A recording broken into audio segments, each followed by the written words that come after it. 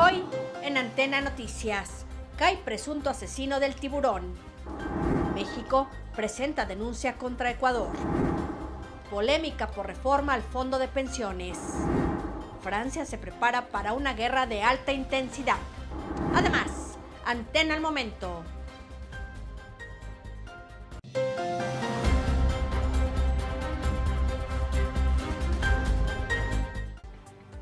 ¿Qué tal? Bienvenido a Antena Noticias, soy Verónica Martínez, les saludo con mucho gusto. Hoy jueves 11 de abril con mucha información. Comenzamos. Al momento, el Servicio de Inteligencia Exterior de Rusia aseguró que las empresas militares privadas de Estados Unidos están reclutando a miembros de cárteles mexicanos y colombianos en prisiones estadounidenses para enviarlos a Ucrania a combatir junto a las Fuerzas Armadas del país en el marco de la guerra. Según la inteligencia exterior rusa, si los narcotraficantes aceptan este viaje de negocios, a cambio se les recompensa con una amnistía total de sus condenas.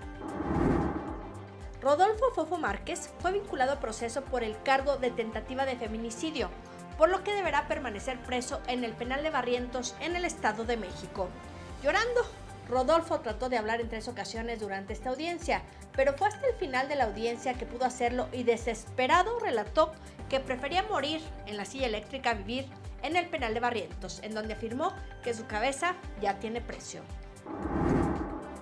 La dirigencia estatal del Partido del Trabajo PT condenó el atentado a balazos que sufrió su candidato a presidente municipal del municipio de Xochitepec, Morelos, Rodolfo Tapia López, el compadre, en el poblado de Atalcholoaya, de esta demarcación, distinguido como Pueblo Mágico en el 2023. El ataque, de acuerdo con el propio candidato, ocurrió anoche alrededor de las 22:30 horas en la calle conocida como Bajada al Río, que colinda con el fraccionamiento Santa Fe. Tapia López viajaba en compañía de su asistente Guillermo N. y ambos, resultaron ilesos de la agresión, a pesar de que el parabrisas tiene 5 impactos de arma de fuego del lado del conductor del vehículo, un auto de modelo antiguo y sin placas de circulación. La coordinadora estatal del PT, Tania Valentina Rodríguez Ruiz, informó que los disparos fueron dirigidos hacia el conductor y, por suerte, al ver al agresor, el candidato y su asistente se aventaron hacia el suelo y libraron los impactos. Habitantes de la alcaldía Benito Juárez de la Ciudad de México que resultaron afectados por la situación del agua contaminada anunciaron que mantendrán el bloqueo sobre Insurgente Sur y Xola. Los habitantes de la demarcación también alistan acciones legales en caso de que el gobierno capitalino no atienda sus peticiones. Martí Batres indicó que la sustancia contaminante será eliminada del sistema en 2 semanas y que el olor a hidrocarburos mencionado justamente por los residentes de la zona disminuirá a medida que el agua limpia se distribuya a través de la red hídrica. Conviene recordar que los primeros resultados de las pruebas de laboratorio apuntan que el agua está contaminada con aceites y lubricantes. Sin embargo, el gobierno capitalino descartó riesgo para la población.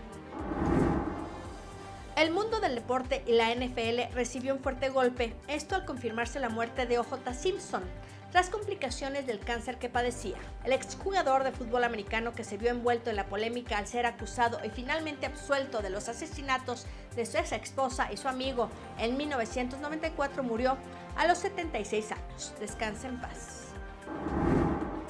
Por la mañana de ayer desaparecieron las vallas metálicas del Palacio de Gobierno de la capital potosina. Su fachada y el conjunto de calles fueron devueltas por unas horas a la imagen que posiblemente tuvieron en la primera mitad de la década de los 60 del siglo pasado. Y es que se convirtieron en locaciones para el rodaje de una secuencia de la obra de producción de la serie dirigida por Luis Estrada y basada en Las Muertas, obra literaria de Jorge Ibargüengoitia. En esta ocasión fue necesario cambiar la nomenclatura de algunas calles, incluso elaborar un letrero similar al que en la antigüedad llevaba el Hotel de Gante para regresar la época, de manera que fue colocado sobre el anuncio oficial de una empresa transnacional de la nevería. También incluyó la grabación de paso de vehículos de la época y personas caracterizadas con la vestimenta popular urbana y algunos campesinos. Por segundo año consecutivo se realizará aquí en la ciudad de San Luis Potosí la Feria Municipal del Elote, con una gran variedad de sabores y presentaciones para disfrutar del producto favorito de las y los mexicanos, el elote. Esta segunda edición se desarrollará el 13 y 15 de abril desde el camellón central del Parque de Morales, Pulmón, de la capital potosina, en donde se colocarán diversos expositores y productores locales y nacionales que hacen manjares cuya base es el elote. El horario, mire, de atención para que los locales, nacionales y extranjeros que se encuentren en la capital potosina visiten justamente la feria será de 12 a 20 horas ambos días para disfrutar los ricos antojitos de elote que se van a ofrecer a precios accesibles. Delicioso.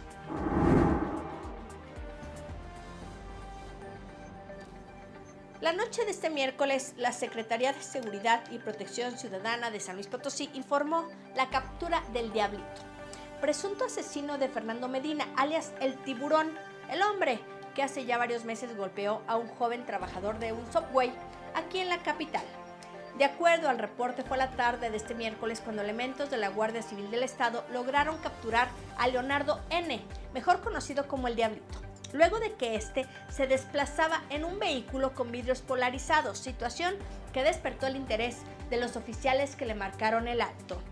Tras revisar la unidad, así como corroborar la identidad del sujeto, se percataron que se trataba justamente del presunto autor material del asesinato del Tiburón, por lo que se procedió a su detención y traslado a las instalaciones de la Fiscalía General del Estado, en donde será presentado a la autoridad y un juez determinará su situación legal. En el mismo comunicado se señala que además fueron detenidos 2 sujetos más, quienes presuntamente son sus cómplices y quienes en el momento de la detención intentaron huir. Llevar a Ecuador a rendir cuentas por su flagrante transgresión a la inviolabilidad de nuestra embajada, como se ve ahí abajo con esa foto, así como por los ataques físicos perpetrados contra nuestros diplomáticos, contra su integridad física y moral, en realidad, de sobre todo dos funcionarios, Roberto Canseco y Eva Marta Balbuena, y son violaciones claras a la Convención de Viena. Y por eso la violenta agresión es lo que nosotros estamos llevando ante la Corte Internacional. México presentó este jueves ante la Corte de Justicia Internacional una denuncia en contra de Ecuador por el asalto a la Embajada Mexicana en Quito hace ya casi una semana, en la que pide que se suspenda a ese país de la ONU en tanto no haya una disculpa pública. Hemos decidido llevar a Ecuador a rendir cuentas por su flagrante violación a la inviolabilidad de nuestra embajada, así como por los ataques físicos perpetrados contra nuestros diplomáticos, adelantó la canciller Alicia Bárcena. En la conferencia mañanera del presidente Andrés Manuel López Obrador, hoy, jueves 11 de abril, la titular de la Secretaría de Relaciones Exteriores explicó que en la denuncia nuestro país pide que se juzgue a Ecuador como responsable del daño por las violaciones de sus obligaciones internacionales que han causado y siguen causando a México. Se pide además suspender a Ecuador de la ONU, en tanto no haya una disculpa pública y reparación del daño. En caso de encontrar que Ecuador cometió violaciones a los principios de la Carta de las Naciones Unidas, se inicie su proceso de expulsión. Este es un tema que está causando controversia entre los mexicanos. Y es que la iniciativa del coordinador de Morena en la Cámara de Diputados, Ignacio Mier Velasco, que plantea crear el Fondo de Pensiones para el Bienestar, señala que estaría financiado con los ahorros de los trabajadores mayores de 70 años que hayan cotizado en las AFORES. Los recursos, se transferirían automáticamente al nuevo fondo cuando el trabajador que haya cotizado en el sector privado cumpla 70 años. Y los ahorros de los empleados del Estado se llevarían al fondo de la misma forma cuando cumplan 75 años. Las administradoras de fondos, las AFORES, deberán transferir los recursos de las subcuentas al momento en que los trabajadores cumplan 70 años sin necesidad de resolución judicial. Esto al Fondo de Pensiones del Bienestar, debiendo notificar de cada traspaso al instituto el mismo día que se realice. Ignacio Mier señaló que el propósito de su iniciativa presentada la semana pasada es asegurar a los trabajadores que se integraron a la actividad laboral después de la reforma de 1997 que tengan al menos garantizado con el fondo una pensión de 16,400 pesos y hasta 18,400 pesos mensuales, adicional a la pensión para adultos mayores. Negó que con su propuesta se afecten las AFORES o se violenten los contratos suscritos. Mier Velasco argumentó en el proyecto que actualmente solo 30% de las personas mayores de 65 años reciben una pensión, lo que deja a una gran cantidad de personas en vulnerabilidad económica durante su vejez. La iniciativa plantea modificar el artículo 302 de la Ley del Seguro Social para establecer la creación de un fideicomiso público, el cual, será constituido por la Secretaría de Hacienda y Crédito Público en el Banco de México, al que se transferirán recursos para la creación y administración de un fondo de pensiones. Pero ya los expertos cuestionan justamente esta reforma, especialmente la disposición que busca imponer un límite de 70 años para reclamar los recursos como inactivos y pasándolos bajo control gubernamental. Esta medida es vista como una especie de expropiación de los saldos inactivos. Seguiremos atentos.